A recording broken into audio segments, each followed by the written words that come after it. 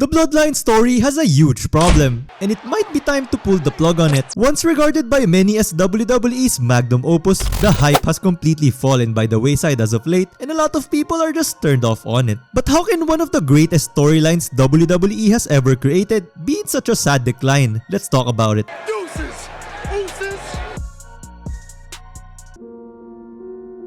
If there's one thing WWE writers should learn from once great television shows like The Walking Dead or How I Met Your Mother, is that it is always better to quit while you're ahead and not risk fan perception souring on the show by overstaying its welcome. Sadly, that's not the case for the Bloodline story. The Bloodline Civil War should have kickstarted the end of the story, with the Usos being the first to turn on Roman and Solo along with Paul Heyman eventually following suit. But nope, that's not what happened. Instead, WWE threw an unnecessary curveball, and now we aren't any closer from reaching the conclusion than we were before it happened. And with Roman being absent from weekly programming a lot, there's just no central character to drive the story forward. Again, think of it as like in TV shows where the main character leaves and now the supporting cast has to carry the load in continuing the story. More often than not, that said show falls off hard or even gets cancelled entirely, which is kind of what's happening to the Bloodline story at the moment. It feels like WWE is just dragging the story until we get to Mania, which I sincerely hope will finally be the end of it. Real quick, we're trying to get to 1,000 subs by the end of the year, so your subscription would really mean a lot.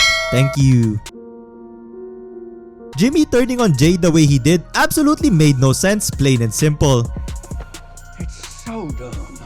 It's so dumb, it's brilliant. No! It's just dumb.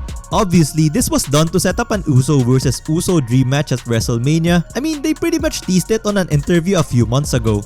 That's my number one, dream of happening. Me versus him at a WrestleMania. And yeah, there's no doubt that match is gonna be great, it's gonna be fire. But the way they went about it is just confusing as heck. You see, the reason why Jimmy turned on Jay was because for some reason, he's afraid that Jay will turn into the tribal chief if he wins the undisputed Universal Championship.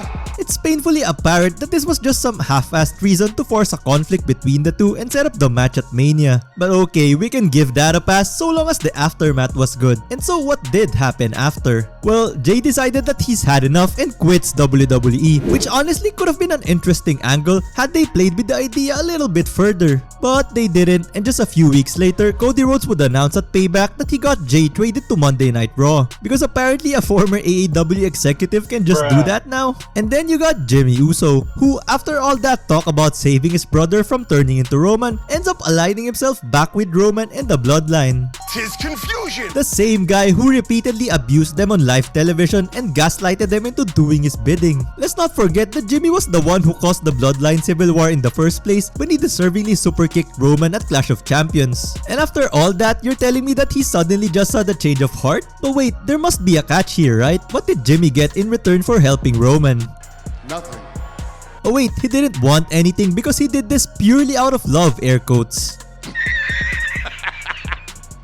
Serious? At this point, I'm convinced that Jimmy was just being an asshole to his brother. It would have made so much more sense had this all been because of jealousy that his brother got all the opportunities and he didn't. And then Roman decides to use that rift to strike up a deal with Jimmy, promising he'll be first in line for a title shot if he betrays Jay. That would have justified his decision more instead of taking a page out of his dad. I did it for